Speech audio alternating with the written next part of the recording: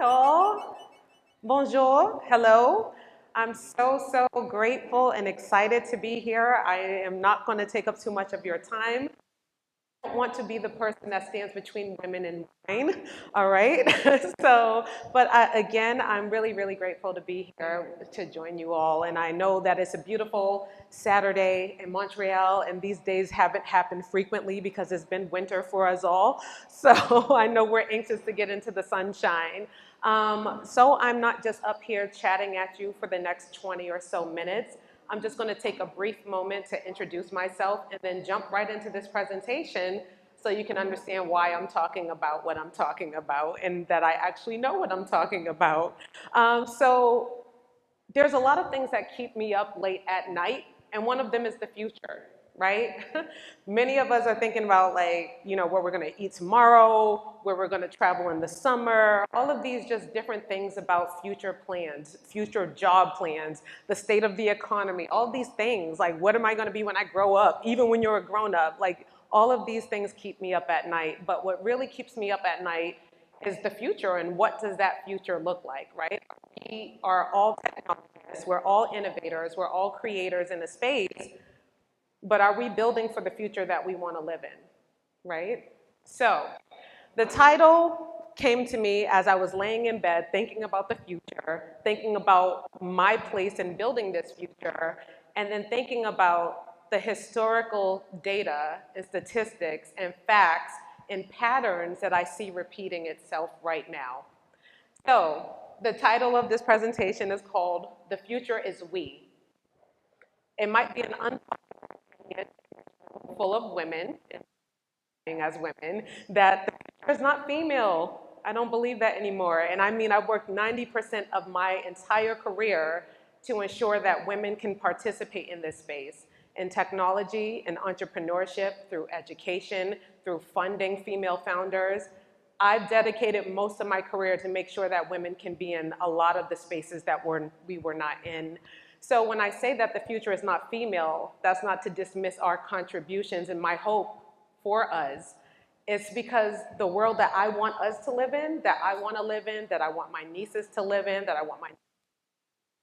I want an inclusive world. I want an inclusive future, and I believe that we all have the opportunity and the ability to do that. So, I'm trying, okay. I entered into technology back in 1998, technically Web 1.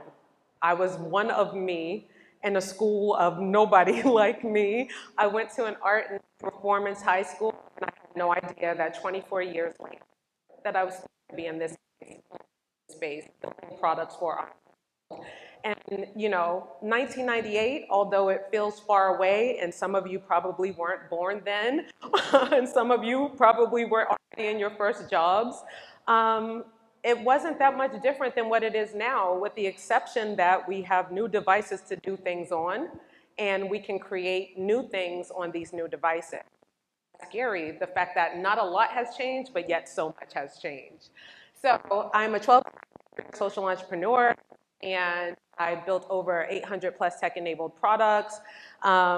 At one point, I wanted to be a breakdancing astronaut DJ, and that allowed me to dream. Like, right? We all have dreams. We dream of being something when we grow up, and we never dream to live in a world where we're not paid fairly, where we're not treated equally, where we're not valued, right? Nobody dreams that dream. That's a nightmare. You don't say, I want to grow up and be treated poorly today. No one says that.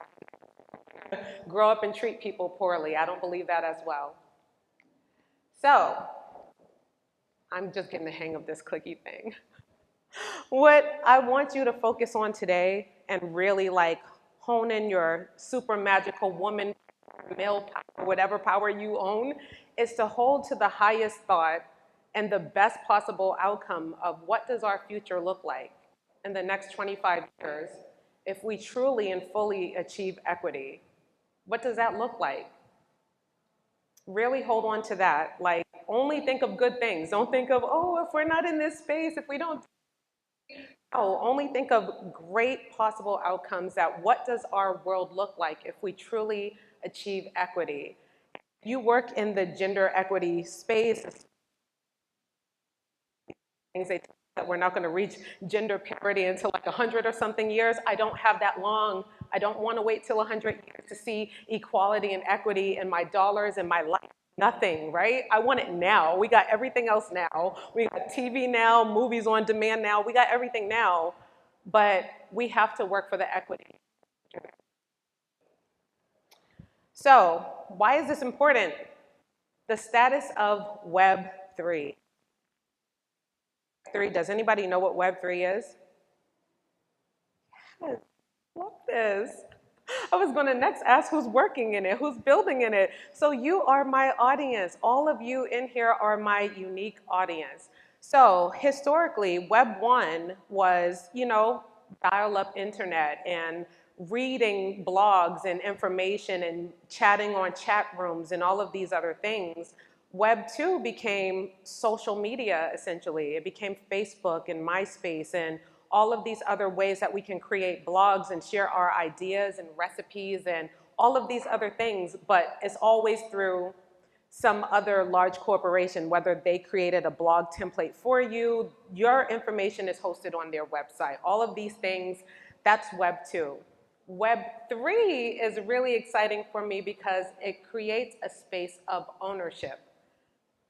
That is very, very important. Ownership creates equity for us all. Having the ability to own our own content, our own data, our own personal and private information, our own intellectual ideas, that's what Web 3 is. And that's why I'm so excited to share about it and share why I believe that women should be in this space. Web 3 will contribute $1.6 trillion to the global economy. And it might be even more. That's an estimation just for right now, literally in 2023. That number can grow or decline depending on the usage and the adoption of people into this space. Now, while Web3 is still pretty much an emerging technology and there's not a lot of adopters yet, there's still people who are in this space and we're not really at the forefront of this, and that's why I want to share with you all. Web3 will create 40 million jobs. Right now in 2023, I know like Consensus has already created 50,000 jobs for Web3 developers, blockchain developers, all sorts of career opportunities have already started to emerge, and that number continues to grow by the day. So 40 million by 2030, it might triple. Like the world is really changing. Web3 is changing. The way we are using technology is changing. The way we're using internet is changing. Yet, in spite of all these changes, men still hold 75% of the career in the jobs in Web3. That doesn't look that much different than Web 1, Web 2, right? We still know that women in the tech industry make up roughly 26% in various technical roles. However, Web3, that number becomes even smaller as women Web3 projects are significantly less funded than male startups. And that number is exactly 7% less. So there's literally 7% of women-led Web3 startups in this space right now. We still have time to change this. I'm not sharing all of these numbers because I'm some doom and gloom salesperson. I'm sharing this so you all can understand that this is a new space, but if we know that history repeats itself and we know that patterns repeat itself, do we really want to live in the same kind of, no, like we don't want to do that. Shake your head, no. We don't want to live in the same space where we've been continually the marginalized group of people, right? So we know that the internet, that technology, all of these things is an emerging and lucrative field to be in, yet we're still being left out of this field. And is it because we don't lack interest? We don't have interest? Is it because we don't want to participate? Is it because we feel discouraged? Like, what is the reason that we can't be foremothers, creators, leaders, and innovators in this space? While it's still such an early space, if we don't take control, if we don't take action, if we don't take intention to make sure that we're building an inclusive and equitable Web3 space, that means a lot of the games that the previous presenter just shared, the fact that there's still a lack of gender diversity in games, and there's women game designers, like Web3 can repeat itself with the fact that a lot of these metaverse spaces and NFT projects and all of these other things reflect our actual real society. Our virtual worlds need to reflect our real worlds. Speaking of that, Web3 startups founded by men, they actually raise 4 times more money than women-led NFT, Web3, metaverse projects, and that's really scary to me. So back to this thing of what keeps me up at night, this is what keeps me up at night.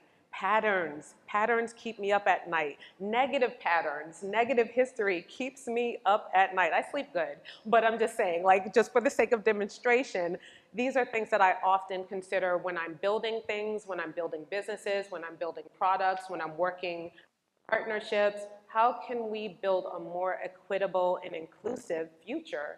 And I can't say for every industry, I can't say for all the world. I'm going to say for the space that affects me the most. Technology, Web3, how can we build that future and make sure that it's more equitable? And so I jumped into all of these things about Web3 is crazy and it has all these opportunities and everything, but I didn't share what Web3 actually is aside from, like, you know, its ownership, its equity, it's all of these other things. These people are using Web3 right now, and these are the most growing fields in Web3.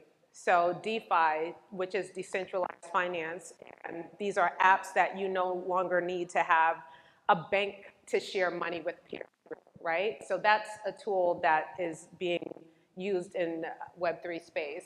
We have NFTs, which many of you have heard of NFTs. All right, how many of you own NFTs?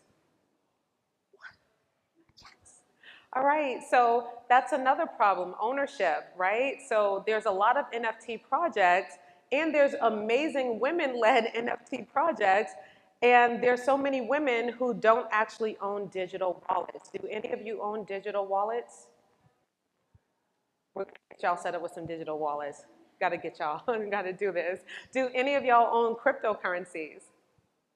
Got to get y'all, we're going to just throw these, make it rain. We're going to make it rain. I'm going to make, I'm saying we, but I'm going to help make it rain.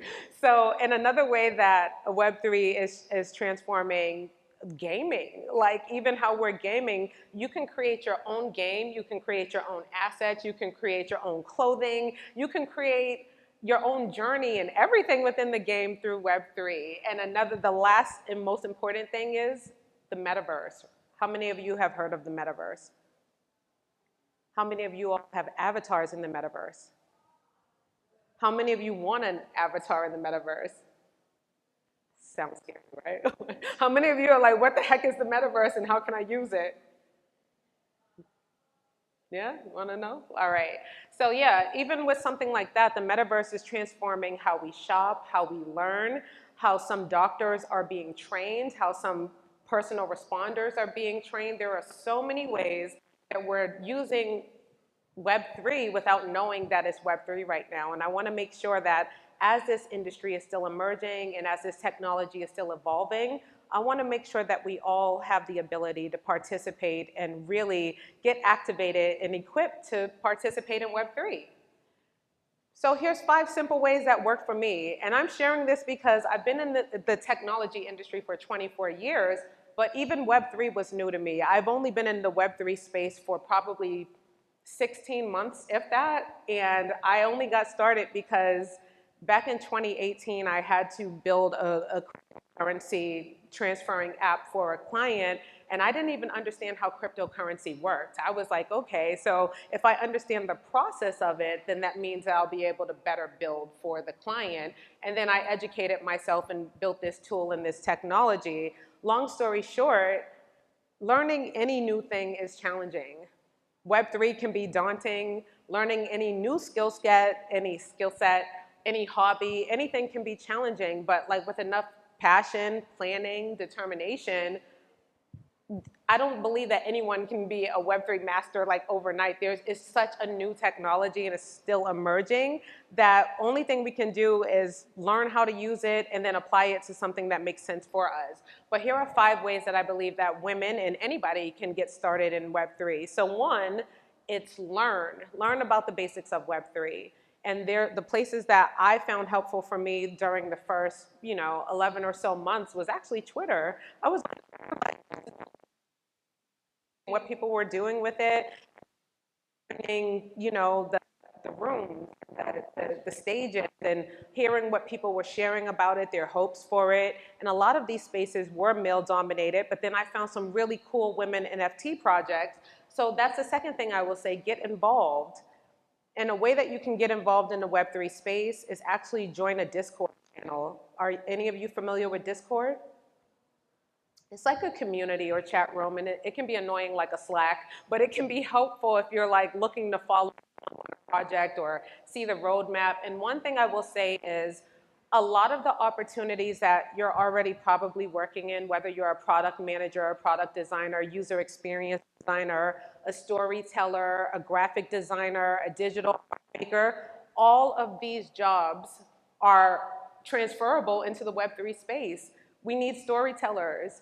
We need product designers. We need user experience designers. You don't just build a metaverse and people know how to use it and function it and there's a clear roadmap. We need all of these things in Web3. So every single skill that any of you all are using in Web2 is employable in Web3. The only thing I would say that you would probably need to add to is if you're going to do something in the decentralized finance space, where you would probably have to educate yourself on cryptocurrencies and all of these other things. But every single thing that we're building in this real physical world, you can create a digital asset in the world space. So that's another thing I would say, how you can start using Web3 applications. And the last thing that I would, well, the fourth thing that I would share how to get involved is you can contribute to Web3 projects. So when I didn't know what Web3 was and I was just trying to get like my foot wet and join a team or something, I actually started being a community manager for the Discord channels. And I started being a community manager for social media. And then the next thing I know, someone reached out to me to do digital art for their NFT collective. And there are just so many ways that we can just get involved in Web3 that have nothing to do with like knowing about Web3, because many of these opportunities are still things that we're using right now. So the very last thing that I will say is, because any of you don't have, digital wallets or cryptocurrency, investing in Web3 would be the most lucrative thing for every single person. If there's one like NFT project that you can find or that I can share with you that will help you feel more empowered to invest in NFTs or Web3, I will totally do it, because I believe that women get left out of the equation of wealth because we're not putting our dollars into the things that our male counterparts are investing in. And when it comes to, it's not the fact that we don't have the money to do so, it's sometimes we don't have resources, access to certain things, and I want to reduce that issue for us in this space. So I would definitely say these are the 5 things that I believe that can help women just feel more confident and participate in Web3 without having any prior or previous Web3 experiences. So how can we create equity in Web3, right? Equity in Web3 for me is the fact that if you have, say you have a brilliant tweet, right? You came up with a brilliant idea, your words are then retweeted by someone else. And they didn't even retweet you actually, they just copied and pasted your words, and then they put it on their timeline, or they took a screenshot of your words and removed your face from it. Equity in Web3 creates ownership of that. So the fact that things that are created on the blockchain technology, which is a technology that can document in real time who is the originator of said idea, of said intellectual property, said creative. So it can work with photos, which is how we do that with NFT projects, which is how we do that with stories, which is how we do that with so many things. And we don't start thinking about equity and building in Web3 like as these jobs that are going to be happening in the next year, 2030, if we're not in these jobs, if we're not being employed in these jobs, if we're not employing people in these jobs, women will continue to be historically left out of this space. And that's why I believe that it's important that we have to integrate, we have to adopt, and we have to be creators, innovators, and leaders in this space in order to truly achieve equity. So the call to action that I want to share with you all, the theme this year has been dare to be, right? I want us to dare to dream. I want us to dare to build the tools and solutions and projects and products and companies that will truly transform our society. I want us to dare to be fearless, to go after those roles that we don't quite feel confident and ready for, that we don't quite feel that we have all the know-how to do.